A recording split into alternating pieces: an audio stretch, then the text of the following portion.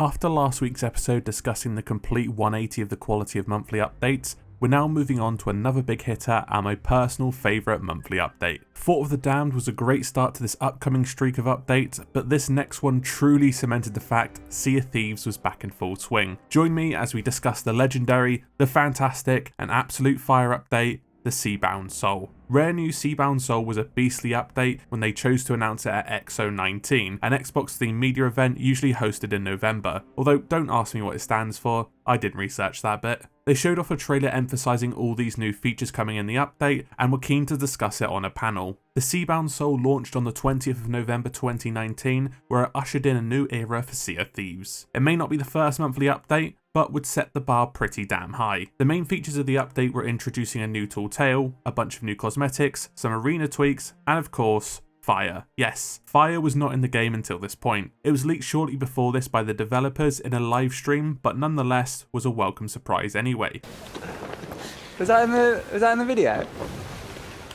Sea of Thieves had never really added something like this before, and aside from a mega keg, this marked the introduction of the first new weapon, the firebomb. Firebombs are a small glass ball that can be thrown or shot out of a cannon to set things alight, which could be used on AI and players alike. To improve your firefighting capabilities, a water barrel was installed on your ships. Fire, while not always particularly strong, was another layer of complexity for naval combat. On the other hand, it was always superb for dealing with skeletons due to the long-lasting effect and the ability to spread to other enemies. I think fire, as simple as it sounds, truly amazed me at launch based on the fact we hadn't had anything like this before. You could even use your lantern and wood planks to set alight campfires, making the experience that bit more immersive. On the topic of tools, we've also got some portable ammo crates. These could be moved wherever you wanted and behaved like any other loot item. They held up to 50 rounds and could be refilled at any stationary ammo box. This was a very small change in the grand scheme of things, but these were excellent for both defending against borders or doing world events or even skeleton bounties. Moving swiftly on to the arena updates, we now had the ability to customize our ships, meaning we could change the figurehead, wheel, cannons, and capstan. Along with this, the aforementioned firebombs would be stocked on your ships too when beginning a game. A lot of people forget this, but Arena got a shipload of new cosmetics too, with some shiny new commendations tied to them. Yes, the Triumphant Sea Dog set is here. Despite the set being a recolor of the glorious Sea Dog set, it represented an additional challenge for the arena sweats that really wanted to go the extra mile. I'm always an advocate of adding new cosmetics to old content to get you to revisit them, which Rare could do to a lot of things even outside of Arena. Adding extra commendations was the icing on the cake for many and rewarded your most engaged players. I personally love the blue version, but we don't get too many blue cosmetics anyways, and I was extra sad that I didn't get to finish these before Arena closed down. Rest in peace, King. Speaking of cosmetics, Seabound Soul continued the theme of adding loads like Fort of the Damned. The black market got a refresh with the Wild Rose weapons, Wailing Barnacle tools, Dirty Rotten Bildrak clothes, and Inky Kraken ship set. The latter makes up most of my original name ship.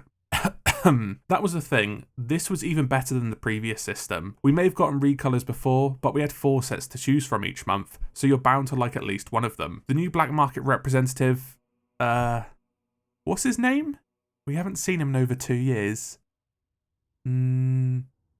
Stitcher Jim. Jim was running the shop while Duke was away and even managed to recover some of the Forsaken Ashes ship set, being the wheel, cannons and capstan. This marked the completion of that set. And this list didn't even finish the new cosmetics added, with everyone's favourite, the Ashen Dragon set, being introduced. They started with the clothing and would spread this over the next 4 updates, with it being completed in March 2020. Despite how much I love this set, Rare Monkey poured the fuck out of us with this one. These were the first cosmetics tied with RNG because the Ashen chests were introduced with this update. Ashen chests were locked chests that required an Ashen key to open them and had new loot items in them, the tomes. There were 5 of these to collect, the Tomes of Curses, but it was random on which of the 5 you would get. I was lucky. I got all 5 on my first 5 chests, so things were okay as it stood. The tomes were an okay addition. Okay, just for now. It would be a shame if they got more annoying, but who knows. Before we cover the best part of this update, we'll just go over the Emporium quickly. Rare went ham this month with some plenty, aka Thanksgiving, pet outfits and instruments. I also think this is the first time we got actual real-life seasonal cosmetics. They also added the Cockatoo and Marmoset variants for parrots and monkeys respectively, which also had Sovereign, Sea Dog and Bildrat outfits. Moreover, we got Admiral emotes and the 3rd Variety Bundle emotes. Finally, we also got the Huntress ship set based off of Perfect Dark, yet another rare IP. Despite the Emporium being bumper this month, it was just okay overall. The only thing worth it would be the emotes, as we've had copious amounts of pets prior to this, and the ship set's still expensive.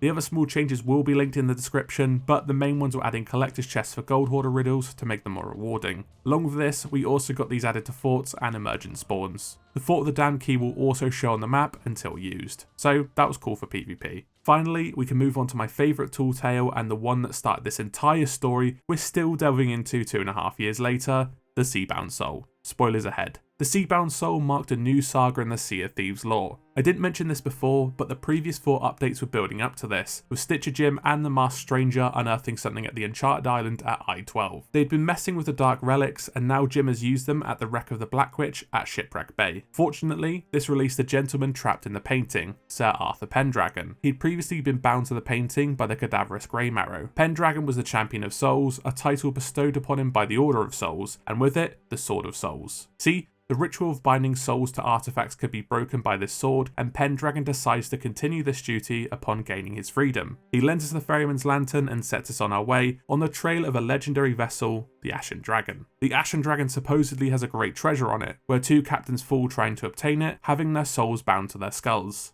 Pendragon frees them after we recover them, as we learn of the events that transpired before. It leads us to Flintlock Peninsula. This is where a 3rd and final captain was entombed there, and after lifting the lid of the sarcophagus, we see the skeleton of an ancient captain. We hand his skull to Pendragon, where he releases the soul, only for a blazing skull to fill the sky. Captain Flameheart has returned. As a tall tale, Seabound Soul is really straightforward and represents a more laid-back approach. You're there for the story and the big reveal at the end, not the puzzles in between. For me, as someone who's just come back into the game, playing through this was a visual masterpiece and backed by the best track to this day, Who Shall Not Be Returning. To this day, this track sends chills up my spine, coupled with the ghostly visuals of these poor sailors being forsaken. Man, I just fucking love it. The final reveal too, walking up the beach seeing the commander, a skeleton lord we hadn't seen before, and this giant ornate coffin being laid to rest. Then finally releasing Captain Flameheart, his awesome speech and the realization that shit just got real. This really reeled me back in. At this point, I fell back in love with the game. It's even cooler when you realise Flameheart is the Seabound Soul and not Pendragon, a title that gives him that much more allure. See, Flameheart was only mentioned in the Tales from the Sea of Thieves and promotional material, so getting this in-game was immense. To my long-term subscribers, this is why I love Flameheart so much as a villain. This tall tale and seeing come to fruition in that moment was amazing. I don't feel this is quite so impactful if you hadn't read the books before this or watched Captain Falcor videos, so excuse me if I'm over-egging this. This tall tale, coupled with some amazing cosmetics and introducing fire, would firmly cement this update as my favourite of the monthly updates and bring Sea of Thieves back as my main game to play. I hope this video has conveyed why Seabound Soul was absolutely sublime. If you enjoyed this video, make sure you drop a like and sub. Did you like Seabound Soul? Let me know down in the comments. Also, one final push to destroy Golden Sands. You've got until Thursday, and I will be announcing a giveaway in Discord very soon regarding this. Thanks for watching, and as always, ruin Golden Sands.